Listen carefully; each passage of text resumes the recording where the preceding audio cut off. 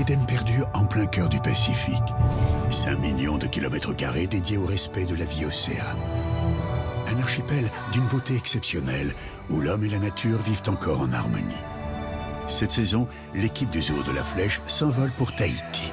Cette fois-ci, on est là pour les océans. C'est une destination mythique, c'est une destination de rêve. Mission, agir pour la conservation de la faune marine.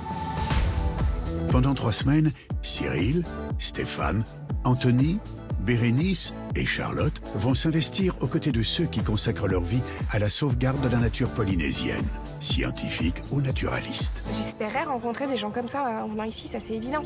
On n'a que des gens qui connaissent leur sujet et qui sont de vrais passionnés. Parmi eux, Cécile Gaspard.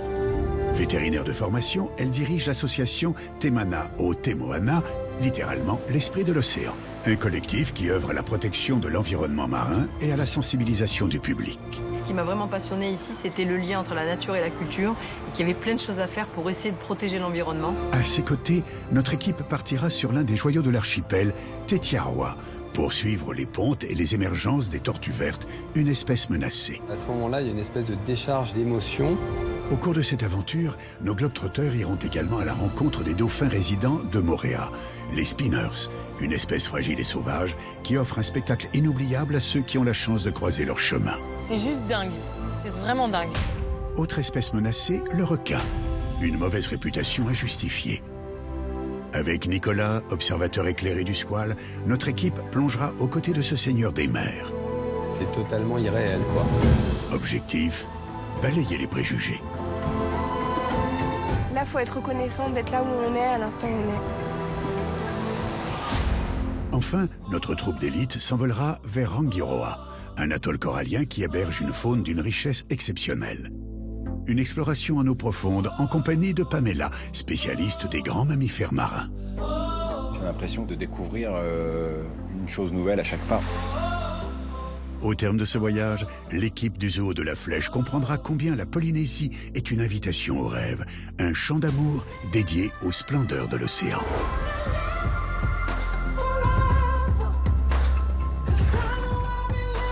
Je m'en rappellerai très longtemps. On sait que tout ce qu'on a vécu ici, c'est un rêve. On est juste en train de partager quelque chose de dingue. Je me suis fait cueillir comme un gosse, quoi. C'est une aventure, en fait, ouais.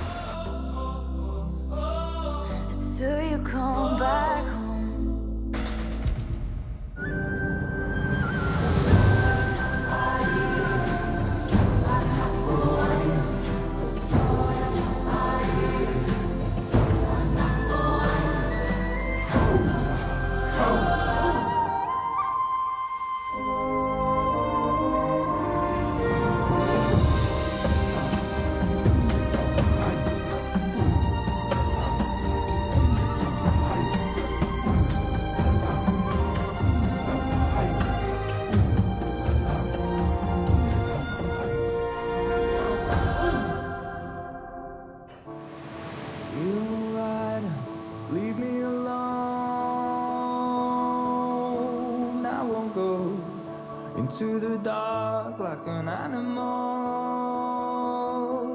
No, no, I won't go.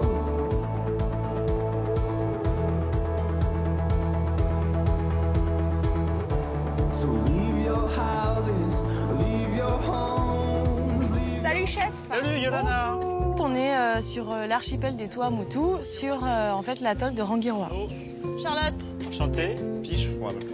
En fait, cet après-midi, avec Pamela, on va donc rejoindre Arnaud.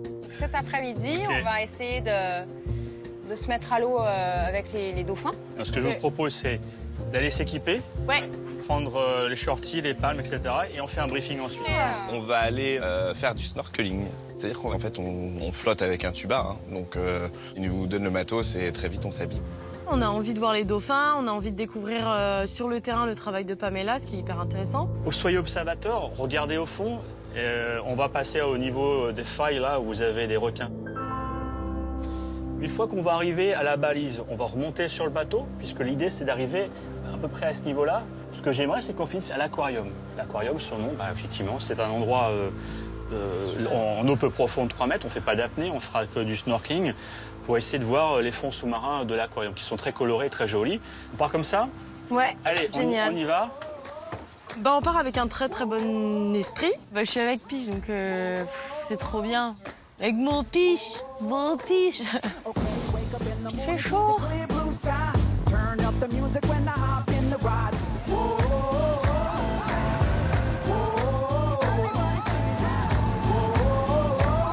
Alors le plan, c'est de rentrer dans la passe.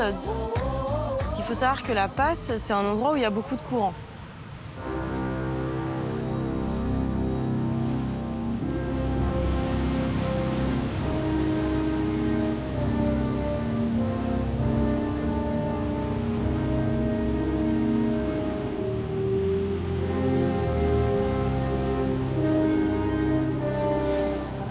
On va se mettre à l'eau ici. On restera bien près du récif et puis vous pourrez observer effectivement le fond. Ça marche, ok? Il faut savoir que le courant est quand même très fort, donc il sort du lagon pour aller vers l'océan. Moi, je suis dans la découverte du monde marin et de toutes ces pratiques, donc je suis pas très confortable. Mais voilà, faut s'exercer, donc on y va. J'ai ça en sécurité. Si vous vous sentez pas trop bien, fatigué, n'hésitez pas à le saisir. Allez, c'est parti.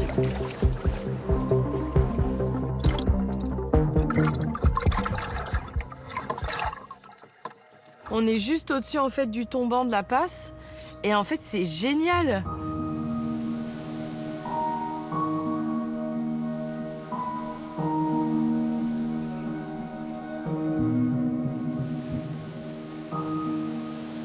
En plus, faut le dire, les fonds marins c'est quand même super beau.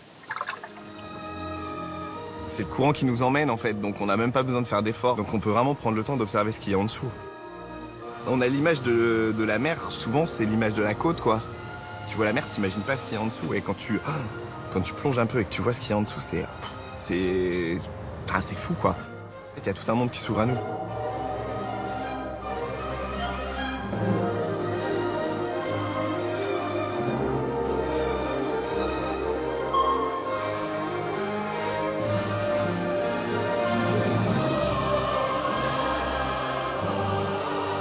Là, on voit un requin qui est en plus assez gros quand même.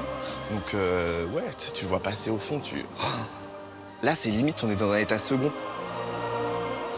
Je ne m'y attendais pas du tout. Un sentiment très très fort, vraiment.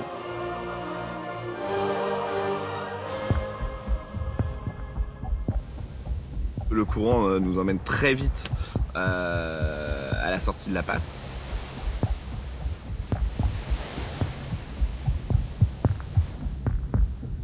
En fait, on voit aucun dauphin, mais voilà, c'est comme ça. Ils sont ailleurs, ils chassent, ils font leur vie et c'est tout. C'est eux qui décident. Donc je propose de faire un repli stratégique à l'aquarium et d'aller voir les plus petits poissons, ça vous dit? Ouais, bien sûr, carrément. En fait, l'aquarium, c'est un endroit où il y a beaucoup de poissons. C'est un aquarium. Nous allons dans un cube en verre, t'es en train de me dire. Voilà, si tu veux. Alors moi, j'ai toujours des questions à poser, donc je demande en fait, qu'est-ce que tu appelles l'aquarium? J'ai bien compris qu'on n'allait pas dans un cube en verre. Donc bon. Voilà. C'est un truc fermé, on paye 10 francs et puis, enfin voilà, 10 francs en Pacifique. Petite blague. Renaud, on remet le moteur, on va y aller? C'est bon pour tout le monde? Ouais, Donc en gros, il m'explique pas et il me dit qu'on va dans un aquarium. Donc bon, bref, je passe outre. Donc, nous nous rendons à l'aquarium. Et là, truc de fou.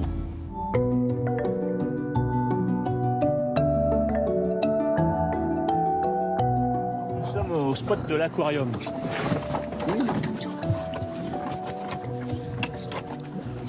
Moi, j'y vais. Et puis, vous pouvez me rejoindre. On fait comme ça? Ouais. Et en fait, on descend du bateau.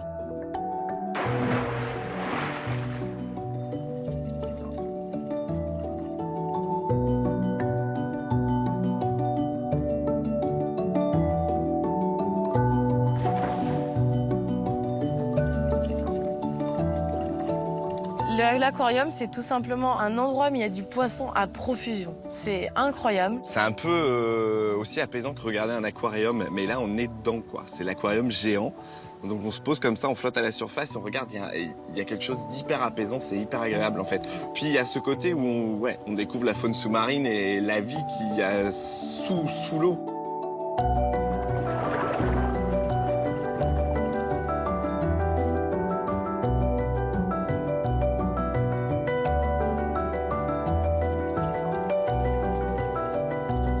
Il y a une cinquantaine d'espèces différentes, enfin, là des poissons mais partout.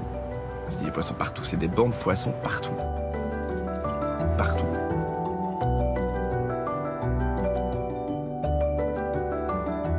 En plus, t'as les poissons t'as l'impression qu'ils viennent sur toi, quoi, parce que eux font leur vie, tu vois, c'est nous qui nageons parmi eux. C'est vraiment, Nemo, quoi. On voit des petits comportements drôles, quoi, des poissons qui se poursuivent entre les poissons qui mangent. Donc ouais, c'est chouette. Ouais, il y a vraiment toute une vie qu'on ne connaît pas, quoi.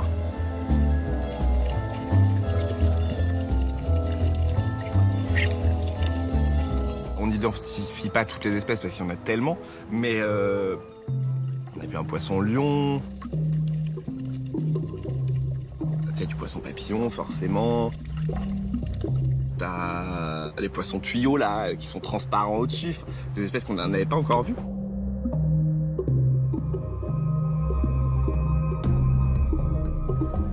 Sûrement, il y a un requin pointe noire qui arrive. Après, il y a un requin pointe blanche. Ouais, non, c'est juste fou, quoi.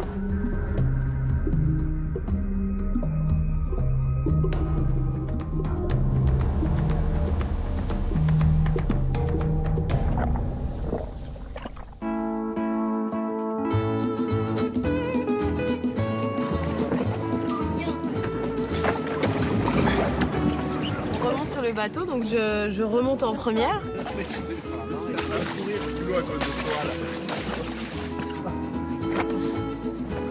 Vas-y, avance là. Et piche un peu la traîne, comme d'hab. Trop vite, c'est la flotte, là.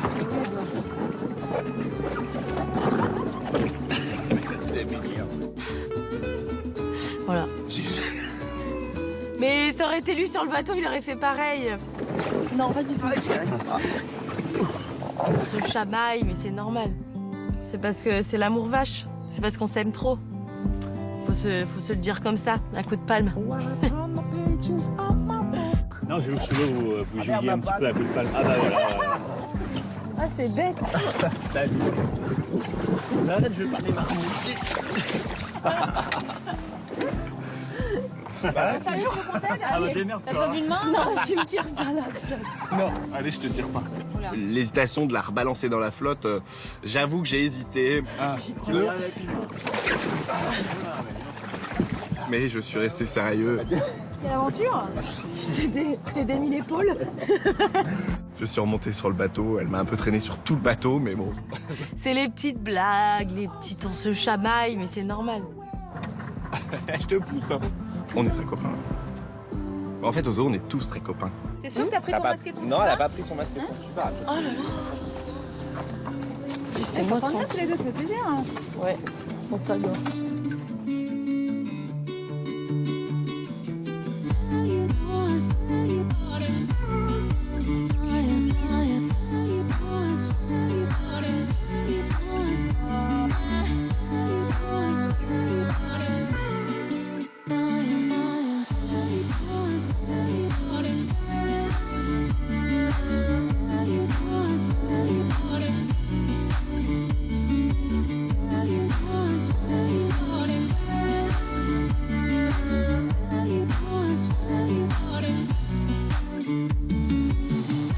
Sur la partie snorkeling, on n'a pas vu les dauphins, mais après, Pamela nous propose d'observer les dauphins en surface et si c'est possible, on se met à l'eau avec. Les conditions sont a priori idéales pour l'observation des dauphins dans la passe. Pourquoi? Parce qu'en fait, ils adorent passer du temps à surfer et bondir dans les vagues du Mascaret. Donc le Mascaret, c'est ces vagues déferlantes en fait qui sont créées par le courant sortant. Hein. On prend le bateau pour aller dans la passe. En fait, ce que nous explique Pamela, c'est qu'il y a le courant qui sort du lagon, qui va vers l'océan, Et en fait, ça rencontre le courant qui rentre et donc en fait, ça crée des très grosses vagues. Vu que ça crée des grosses vagues, les dauphins surfent sur les vagues et voilà, ils attendent les meilleures vagues et ils se régalent dans les vagues.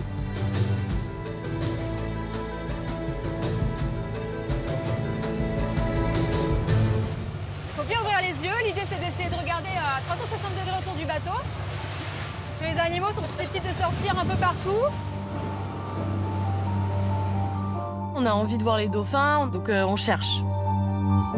Là, c'est la mer. Enfin, t'as une chance sur 2 de voir des dauphins, même sur 10.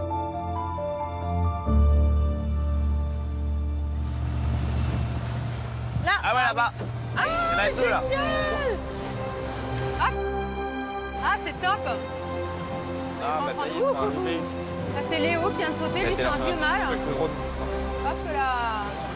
Ah, ça y est, quand ils partent, des fois, comme ça, ils se poursuivent dans les vagues et tout. Ils sautent les uns après les autres. Là, les dauphins arrivent, ils font des sauts juste devant nous. Bah, truc de dingue. Non, mais truc de dingue.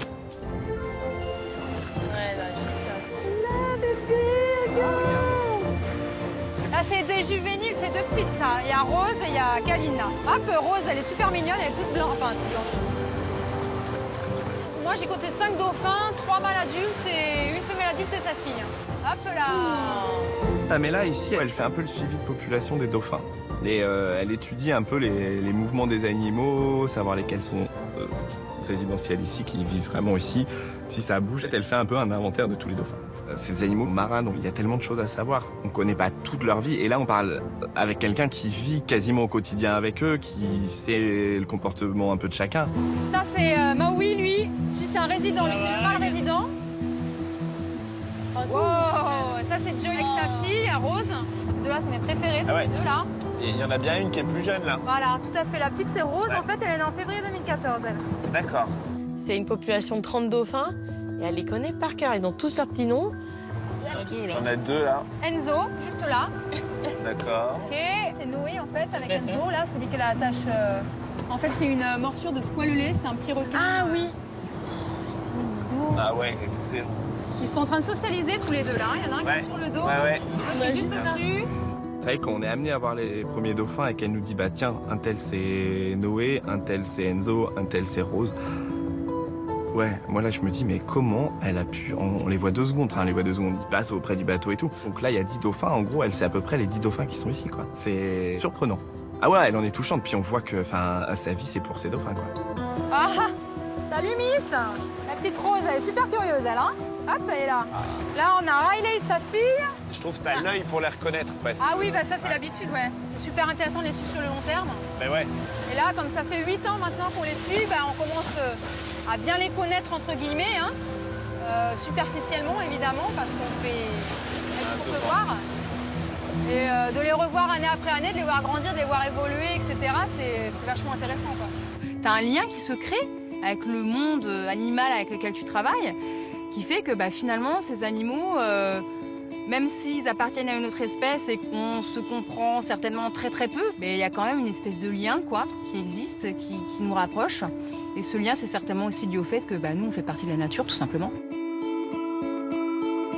Ah, tu l'as vue toute petite et tu l'as vue grandir, quoi. Ouais, en fait, bah, les premières images que j'ai d'elle, la petite Rose, elle venait de naître, en fait, elle était minuscule, elle avait encore des petits étaux sur les flancs. C'est vraiment un nouveau-né.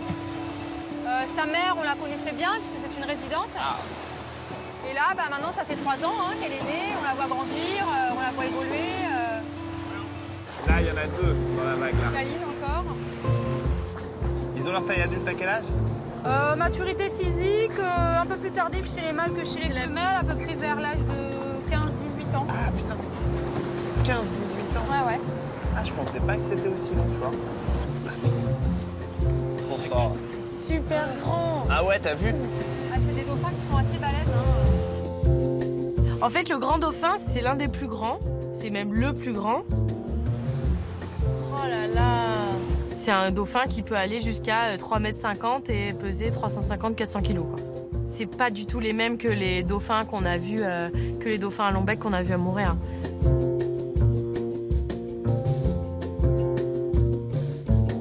Ah, ils sont vraiment, vraiment énormes. Ils dégagent une puissance, mais en même temps une telle délicatesse. Enfin, c'est grand spectacle. C'est exceptionnel. C'est vraiment très très beau. Ah, excellent. Là, dans la passe, ils viennent surfer sur les vagues, donc ils s'approchent du bateau, ils viennent jouer avec le bateau. Là, de les voir comme ça s'éclater en totale liberté, ouais, là, c'est ma première vraie rencontre avec le dauphin. Hop là. Trop fort. Je me le prends un peu en pleine face et ouais, l'émotion, c'est magique. C'est un moment magique, quoi.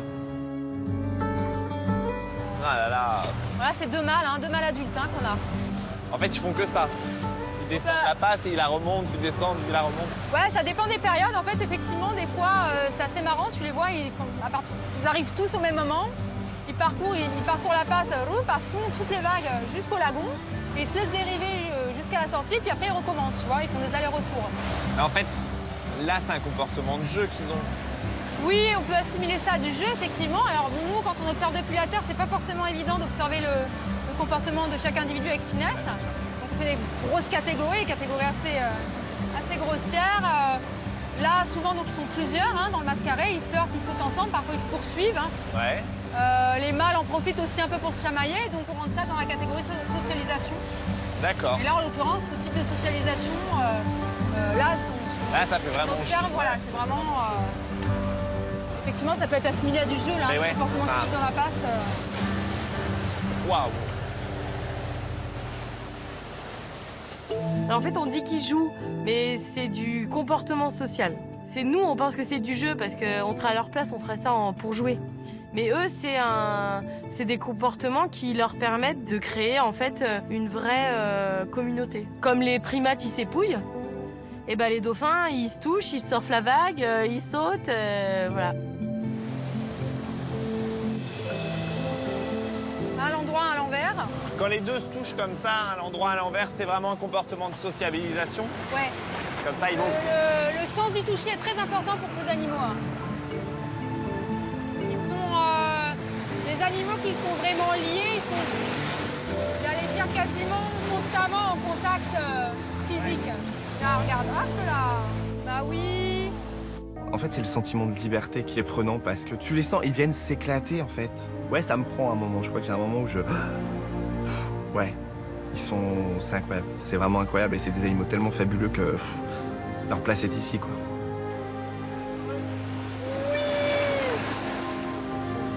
C'est génial.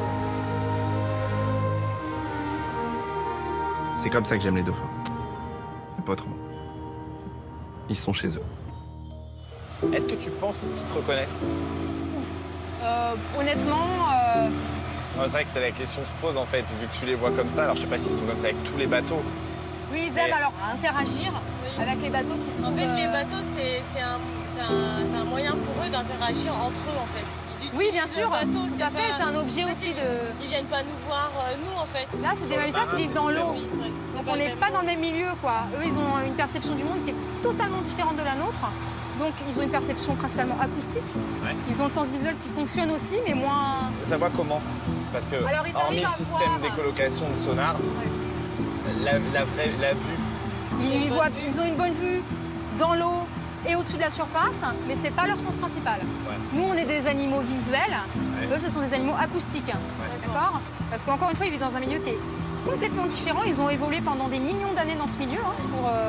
Il y a 25 millions d'années à peu près, les dauphins sous la forme qu'on connaît actuellement existaient déjà dans l'océan, donc ils sont plus anciens que nous dans leur milieu. Et ils ont une perception du monde qui n'a rien à voir avec la nôtre. Ces animaux qui vivent dans l'océan et qui sont adaptés à l'océan depuis plus longtemps que nous, on vit sous notre forme humaine, c'est-à-dire sur Terre. ça avant notre évolution. Donc c'est très difficile en fait de comparer et d'interpréter les choses avec notre vision d'être humain, Ouais, c'est ça. parce que je pense qu'on peut même pas concevoir la manière dont ils perçoivent l'environnement. Ma journée d'aujourd'hui, magique. Je pense que c'est le meilleur magique et encore une fois, l'occasion de vivre un rêve qui va pas se réaliser 1000 fois. Bon en tout cas, merci Ça va, beaucoup. ça. C'était... Mais de rien. Merci beaucoup. C'était cool, moi aussi, je suis toujours contente de les voir, de toute façon. Ça fait toujours plaisir. Ça fait Donc, plaisir à tout le monde.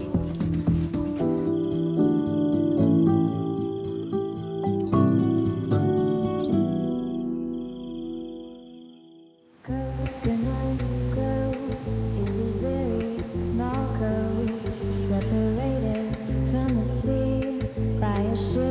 Ah, c'est calme. Aujourd'hui, nous sommes à Rangiroa et on espère très fortement rencontrer des dauphins, bien entendu, accompagnés de Pamela pour avoir en plus les explications qui iront avec, hein, et puis toutes les autres espèces marines, si possible, bien sûr. Alors aujourd'hui, je vais essayer de vous impliquer un peu davantage dans l'observation des animaux. D'accord. Enfin, ce qu'on appelle la science participative. Alors la science participative, c'est quoi? C'est permettre à toute personne qui a envie d'être impliquée dans les recherches de Pamela de participer. De ce fait, elle arrive à impliquer des plongeurs dans les observations pour qu'ensuite ils viennent lui redonner ce qu'ils ont observé et qu'elle puisse traiter les données. Est-ce que tu peux nous réexpliquer comment justement tu les identifies, ces dauphins? Pour ça, on utilise, alors là, c'est le... Parce que quand t'es sous l'eau, ouais, on peut se poser la question, mais comment c'est Tout à fait, donc ça, c'est le trombinoscope simplifié. D'accord. Donc des grands dauphins. Alors là, on s'est basé vraiment sur l'aileron dorsal. Alors là, on a 28 dauphins qui sont régulièrement observés cette année, qu'on a répertoriés sur ce petit catalogue. Et après, on a aussi un petit nom qu'on leur a donné, pour que ce soit un petit peu plus sympa quand même. Là, par exemple, Enzo, il lui manque une grande encoche en forme de triangle à l'arrière de la dorsale. Malik, il lui manque une grande encoche à l'avant de la dorsale.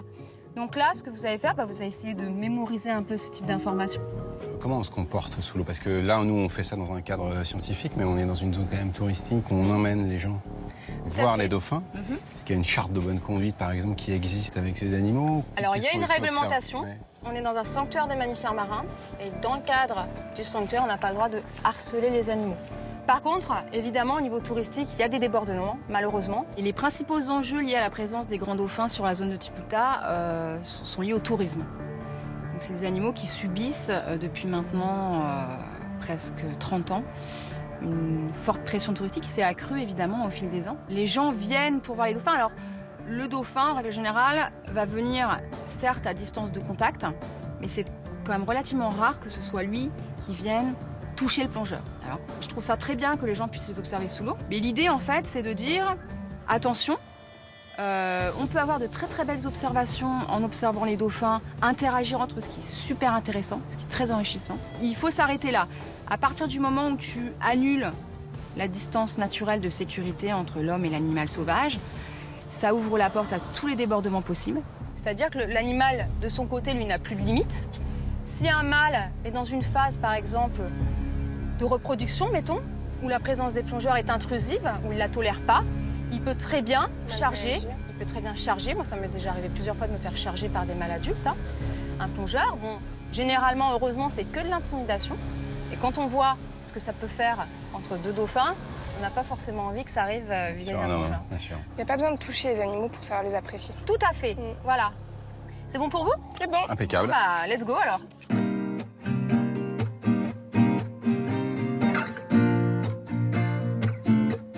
Pour cette plongée, Arnaud nous briefe du coup sur la conduite à tenir au moment de la plongée. Donc ce matin, on va commencer à se faire une petite plongée à ce niveau-là. On va arriver à l'angle et là, ça va être super top parce qu'on va voir la passe là qui se dessine. On va se faire dériver ensuite dans la passe, mais avec en visu sur ton banc main gauche, ici. Avec deux grottes qui sont là, et il y a pas mal de chasses, pas mal de requins pointe noire et pointe blanche qui sont dans ce secteur-là. Pourquoi je ne vais pas direct ou sur ce côté-là? Parce qu'on veut, encore une fois, maximiser nos chances de voir les dauphins. Or, si on se fait larguer ici et on va là, on ne verra pas forcément. C'est un lieu privilégié en termes d'observation parce que c'est un des rares endroits en Polynésie où on a un groupe sédentaire donc de grands dauphins, Tursiops troncatus, donc c'est flipper en fait, pour que tout le monde puisse bien savoir de quelle espèce on parle. Pour l'observation des dauphins, n'hésitez pas à regarder un petit peu partout autour de vous, notamment en surface. Des fois, on les voit passer, on voit les silhouettes quand ils sont en train de se ventiler. Voilà. C'est comme ça? Allez, on est prêts.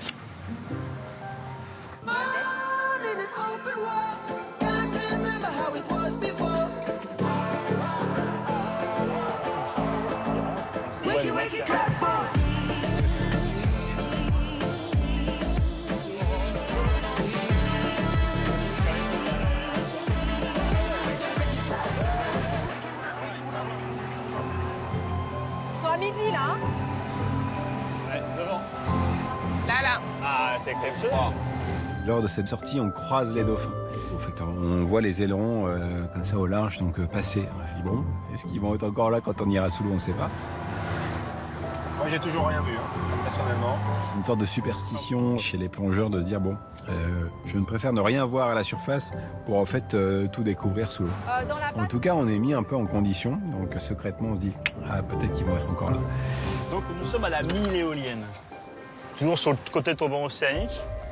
Donc on va s'équiper, on va vérifier la pression dans nos bouteilles et ensuite on va mettre les plombs et les palmes. Les deux, s'ils sont prêts, moi je...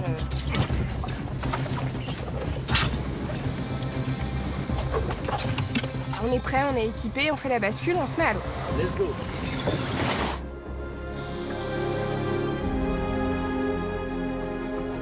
Et puis on commence à descendre gentiment pour faire ce qu'on appelle une dérivante, c'est-à-dire longer un petit peu le tombant et puis gagner le grand courant qui rentre dans la passe et se laisser porter par ce grand courant jusqu'à la sortie de la passe, donc à l'intérieur du lagon. Donc c'est ce qu'on va faire. Ça s'annonce un peu technique au départ parce que y a du jus, hein, donc on va voir. On doit palmer 2 minutes 30 à peu près et on entend Arnaud qui nous fait signe. Et là, il nous montre au-dessus, en fait, et on voit les dauphins en train de nager à la surface de l'eau. Alors, on s'arrête tous, on regarde les dauphins comme s'ils volaient au-dessus de notre tête.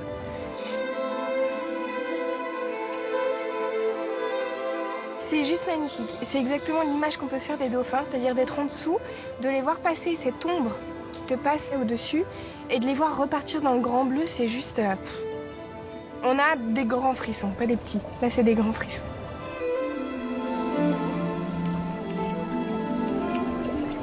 Et à un moment donné, il y en a deux, une mère et sa fille, qui descendent.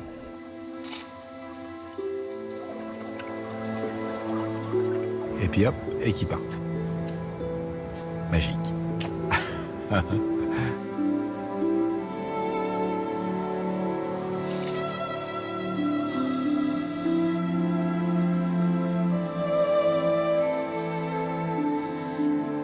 C'est un cadeau de Mère Nature. On était venus un peu pour ça aussi. Je ne savais pas si cet événement, si cette rencontre aurait lieu ou pas. Et elle a lieu.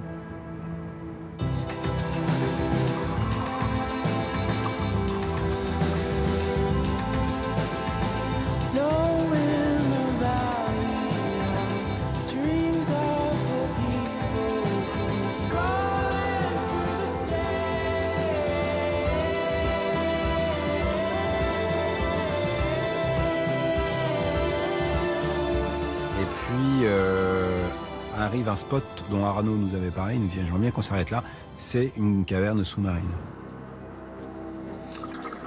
La caverne elle est sur notre gauche, on est embarqué par le courant, comment on fait pour aller dans la caverne? Donc à un moment donné, on se met presque parallèle comme ça, donc le long du tombant, on commence à palmer comme ça un peu de travers, en se rapprochant, pour se rapprocher en fait du tombant, et hop, on attrape un bout de rocher, et chut, hop, on rentre dans la grotte. On arrive dans cette grotte qui fait peut-être 2,50 m de profondeur et c'est tapis de poissons. Un gros poisson, gros comme ça, alors, il y en a partout. À un moment donné, il faut ressortir, donc, hop, il faut prendre une impulsion pour hop, regagner le train. Et voilà, et ça continue comme ça pendant quelques centaines de mètres jusqu'à un moment donné où on sent qu'on sort de cette passe. On arrive le long du Motu, en fait, de Tiputa, et on sent plus le courant, et on s'arrête ici. Et puis après, hop, le signal, c'est fini, on remonte.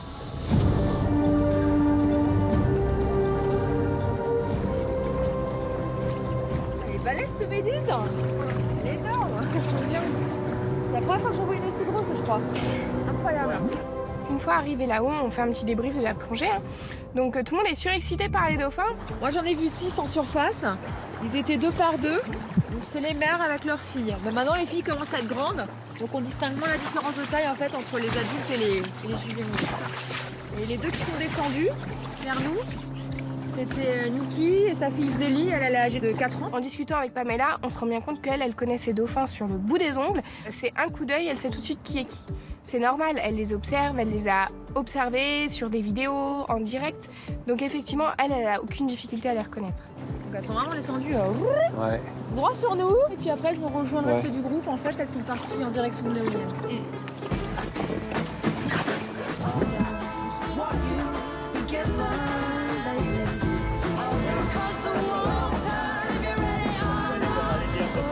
Ensuite, nous retournons au club de plongée et Pamela en profite pour nous montrer un petit flyer qu'elle distribue en fait dans le club de plongée. Et sur ce flyer, on apprend justement le bon comportement à adopter sur la mise à l'eau avec les dauphins. Il y a pas mal de comportements agonistiques de la part des mâles, notamment des charges d'intimidation, ça arrive. Du jaw clap, donc des animaux qui vont arriver, c'est déjà arrivé, j'ai vu au-dessus de la tête, et clac-clac qui donnent des coups de mâchoire. Donc là, par exemple, voilà. Typiquement, en fait, on a, avec le VVF et l'IFRECOR, on a mis en place ce flyer qui a été distribué par la commune de Rambirrois, où, voilà, derrière, il y a un petit encadré. Comment reconnaître un comportement d'intimidation ou agressif d'un dauphin. D'accord. Parce qu'on a remarqué que, malheureusement, l'interprétation des comportements, souvent, est très éloignée de la réalité. Alors, je dis pas qu'on sait tout, loin de là, c'est des animaux qui gardent une grande part de mystère. Mais il y a quand même certaines choses de base qu'il est important de savoir pour éviter de se mettre vraiment dans une situation de danger potentiel. Notamment un animal effectivement qui claque des mâchoires, qui te charge, qui fait des bulles, tout à fait. Non, le dauphin ne va pas forcément danser avec vous. Donc dans ces moments-là, mieux vaut se faire discret, éviter de nager vers lui, d'insister, parce que là, on peut potentiellement avoir un comportement à risque. C'est une initiative qui, au-delà du fait d'être bonne, qui est surtout vitale, parce que si on aime tant que ça les animaux, si on a tant envie de les observer, il faut les observer avec respect. Et il faut les observer en pensant à eux sur les années à venir. Parce qu'effectivement, le jour où ces débordements auront des conséquences irréversibles, ça va donner des dauphins potentiellement agressifs. Et ce jour-là, il y aura une attaque de dauphin vers un être humain. Et ce jour-là, c'est les dauphins qui vont en pâtir. Et c'est surtout le fait que on va commencer à dire que les dauphins sont dangereux et ça peut entraîner, on le sait, des comportements à risque. On le voit bien, l'image du requin. Le requin n'a rien d'agressif envers l'être humain, mais avec l'image qu'on lui a donnée à travers le cinéma, à travers certains reportages, on se retrouve avec une image maintenant qui lui colle à la peau très négative. A contrario, le dauphin, il est dans l'extrême opposé, c'est-à-dire qu'on lui a donné un tel capital sympathie qu'on n'envisage même pas que le dauphin puisse avoir envie de tranquillité et de distance avec l'être humain. Et c'est en ça que c'est dangereux, c'est le fait d'oublier que ça reste des animaux sauvages. Oui, Pam, alors à part les dauphins, qu'est-ce qu'on a vu d'autres? Qu'est-ce qu'on a vu à part les dauphins aujourd'hui? Cette espèce de méduse, vous en avez vu beaucoup ces derniers jours? Oui, au niveau de l'aquarium, donc là où on fait les baptêmes et les premières explorations, pas de ces mêmes couleurs, mais aussi grosses, avec les poissons qui oui, c'est génial, ouais, t'as les petits kétodons. Voilà, donc voilà, c'est ce qu'on a pu voir. C'était improbable. Bon, parfois on voit plus, parfois on voit moins. On verra. Enfin, pour nous. C'est voilà. De la première, quoi. Ah ouais. Voir Napoléon, Barracuda, c'est déjà. On y va en progrès, on y va en crescendo. Ouais. Okay. Ça marche? Ok. Parfait. Cool.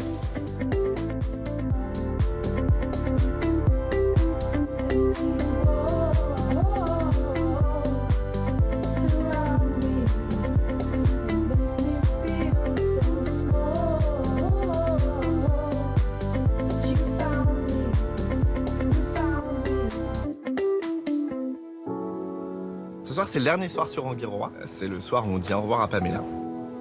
Donc c'est l'occasion de se faire plaisir et de faire un petit dîner directement sur la passe, donc sur une plateforme. C'est un endroit qui est fabuleux. Donc ce petit séjour avec nous touche à sa fin. J'aimerais bien recueillir vos impressions quand même avant que vous nous quittiez.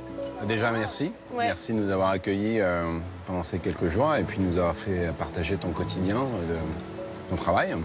Et au-delà de la problématique des dauphins, on a quand même découvert un site fantastique. Enfin, on en a pris plein les yeux.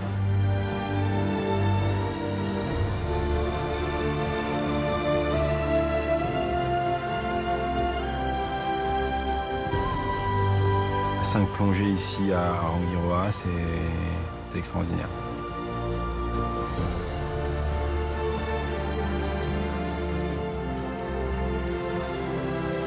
Ouais, un lieu magique.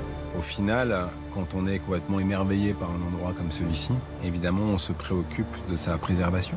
On dit souvent que voilà, l'émerveillement, c'est le début de la naissance de l'envie de protéger et de conserver notre biodiversité. C'est pour ça qu'il est vraiment important que les gens puissent continuer à observer tout ça.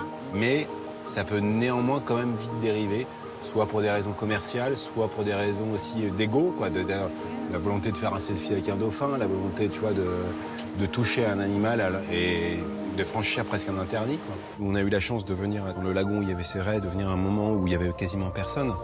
Mais on apprend en fait après que parfois il y a 2000 personnes dans ce lagon.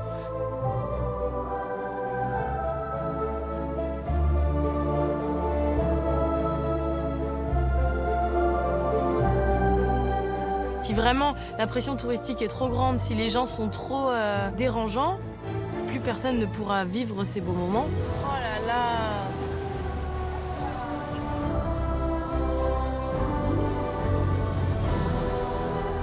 L'idée, c'est pas du tout d'interdire, au contraire, il faut que les gens puissent voir ça, mais il faut qu'il y ait, encore une fois, mais super site de sensibilisation. Voilà. Vraiment sensibiliser les gens à la cause, c'est hyper compliqué. Là, ils viennent en vacances.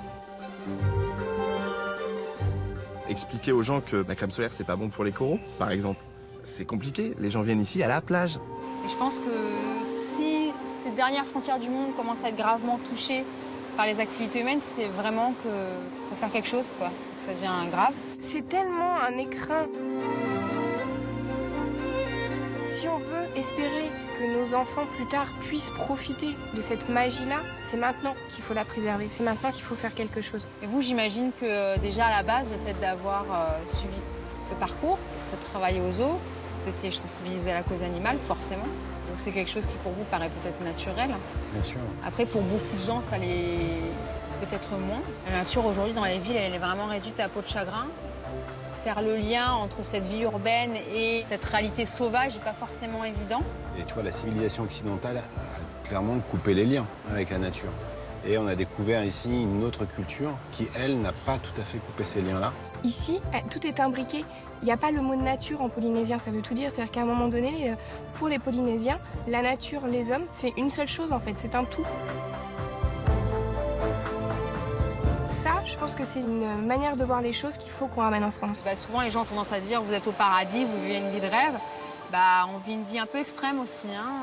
Les changements, ils sont très très lents. On se prend pas mal de coups aussi, mine de rien. Ouais. Mais il faut savoir encaisser les coups durs aussi. Parfois, c'est 10 combats de perdus, mais un de gagné. Donc il faut retenir celui qu'on a gagné.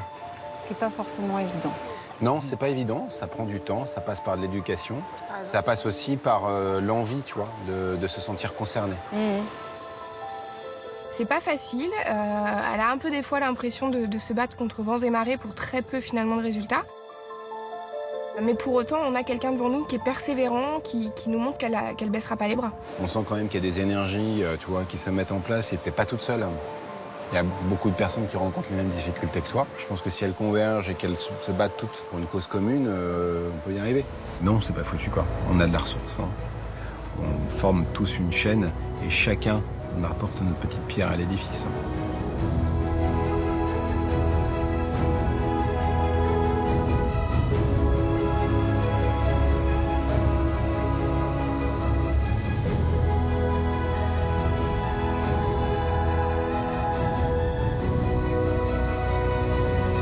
Même dans les périodes un peu difficiles, c'est ce que je lui dis à Pamela, tu sais que t'es pas toute seule.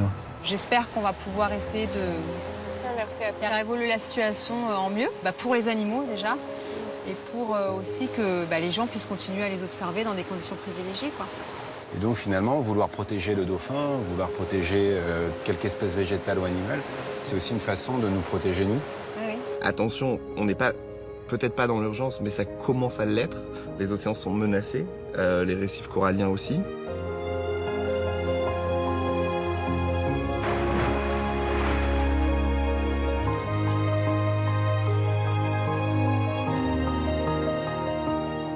S'il y a un message à faire passer, je pense que c'est à tous ceux qui vont être amenés à venir ici. Venez découvrir cet endroit paradisiaque, mais respectez-le. Restez juste spectateurs de tout ça. Si le message peut passer, je trouve ça très bien. Heureusement qu'il y a des gens finalement qui se battent partout. Ouais. Je passe un petit message à toutes ces associations qui se battent dans le monde. Bravo, continuez. En tout cas, merci aussi à vous pour ce travail de sensibilisation que vous faites, qui est important aussi. Tous ensemble, on va peut-être finir par y arriver. Pamela, c'est une belle rencontre parce que, comme on dit, on parle la même langue. Le langage et la passion est là, donc très vite, c'est facile de parler avec ces gens en fait. En tout cas, nous on va repartir avec tu vois, des images plein les yeux, une expérience de vie incroyable. Ça renforce encore plus tu vois, nos convictions, notre implication. Merci Pamela, parce que sans elle, on n'aurait pas découvert tout ça. Ça restera gravé.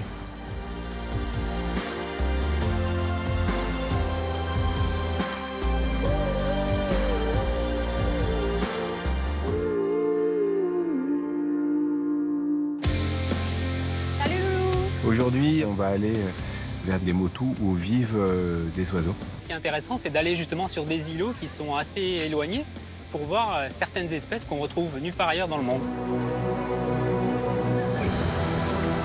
Voilà. Oh là là, ouais, magnifique. Joli, là.